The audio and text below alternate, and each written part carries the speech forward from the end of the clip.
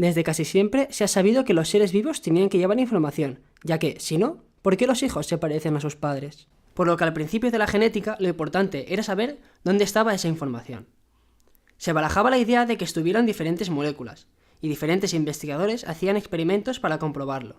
Pero no fue hasta 1944 en que Oswald T. Avery, Maclean McCarthy y Colin MacLeod descubrieron, con un experimento en el que se usaban bacterias y ratones, que la información genética se encontraba en el ácido desoxirribonucleico, o en sus siglas ADN, una molécula que se encuentra en el núcleo de las células eucariotas y en el citoplasma de las procariotas. Como a todos nos sonará, la estructura la descubrieron James D. Watson y Francis Crick, pero solo pudo ser con la inestimable ayuda de Rosalind Franklin y Maurice Wilkins, dos investigadores de otro laboratorio al que trabajaban Watson y Crick, que consiguieron esta imagen por difracción de rayos X del ADN. Esto permitió a Watson y Crick, por métodos bastante complejos, descubrir su verdadera naturaleza. El ADN se encuentra en forma de una doble hélice como esta. Esta molécula está formada por diferentes unidades, que se denominan nucleótidos. Estos, a su vez, están formados por 3 unidades: un azúcar denominado desoxirribosa, que se encuentra en el centro, un fosfato y una base nitrogenada. De estas últimas, en el ADN hay 4 tipos: la adenina, la citosina, la timina y la guanina, por lo que tenemos 4 tipos de nucleótidos dependiendo de la base que lleven. Estos nucleótidos se unen los unos con los otros mediante un enlace químico que une el fosfato con la desoxirribosa siguiente, de manera que se forma una cadena. Erwin Chargaff, por su parte, consiguió descubrir que en el ADN el número de adeninas era igual al número de timinas, y que el número de guaninas era igual al número de citosinas, y lo denominó regla de Chargaff. 2 cadenas, como las que hemos comentado anteriormente, se unen entre ellas y giran hacia la derecha formando una hélice. Lo importante de esta hélice es que, para que cuadre la estructura, toda adenina tiene que estar unida a una timina de la otra cadena, igual que toda citosina tiene que estar unida a una guanina de la otra cadena.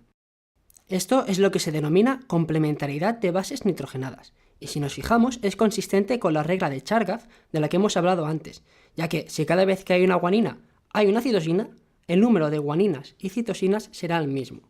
Además, cabe destacar que las cadenas se encuentran al revés la una de la otra, es decir, mirar esta cadena arriba, en lo que se denomina extremo 5' hay un fosfato, y en el otro extremo, el denominado 3', se encuentra una desoxirribosa. Pues bien, la otra cadena, la cadena complementaria, se une de manera que su extremo 5' quede al lado del extremo 3' de la primera cadena. A esto se le llama unión antiparalela, y esta dirección de las cadenas es importante para cuando el ADN expresa su información y se duplica. Ahora que sabemos cuál es la estructura, ¿qué es lo que conlleva esta? Pues bien, nos explica 3 hechos. Nuestros padres nos pasan ADN que porta la información que nos construye, ¿verdad? Pero para poder hacer esto, nuestro padre o madre ha tenido que duplicar su ADN para poder pasárnoslo. Esto es obvio. Esta estructura permite explicar cómo se lleva a cabo este proceso de duplicación, o más bien dicho, replicación. Las cadenas se separan y se unen a un complejo denominado DNA polimerasa, que empieza a unir nucleótidos con la única base complementaria a la que se encuentra en la otra cadena. De esta manera, se puede replicar de manera correcta y fidedigna la molécula, ya que a partir de una doble cadena que se separa se van uniendo bases complementarias hasta dar una cadena idéntica a la cadena de la que se había separado.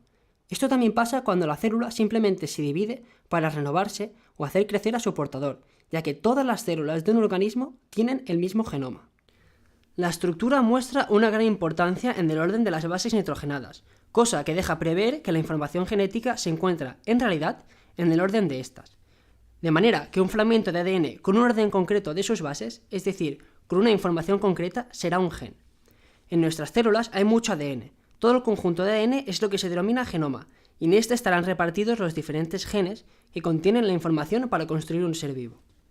Entonces, como el orden de las bases es importante, si uno se cambia, la información también cambiará. Esto es lo que se denomina mutación. Todos somos diferentes, por lo que todos tenemos información diferente, formada, por última instancia, por la mutación. Esto, además, es una parte importante para explicar la evolución del ADN y de las especies. Todos estos conceptos los iremos viendo con un poco más de profundidad en los siguientes vídeos, y a partir de ahora es cuando vosotros iréis viendo lo que os interese. ¿Queréis saber cómo se encuentra el genoma en la célula? Pues ver el vídeo de la organización. ¿Queréis saber cómo se expresa la información contenida del ADN? Pues ver el vídeo de la expresión. ¿Queréis saber cómo se transmite la información genética? Pues ver el vídeo sobre la transmisión. No veáis el vídeo de la evolución, ya que necesitaréis los conceptos de estos 3 primeros vídeos para poder entenderlo. Y hasta aquí esta pequeña explicación. Como siempre, si tenéis alguna pregunta, podéis escribirme un mail.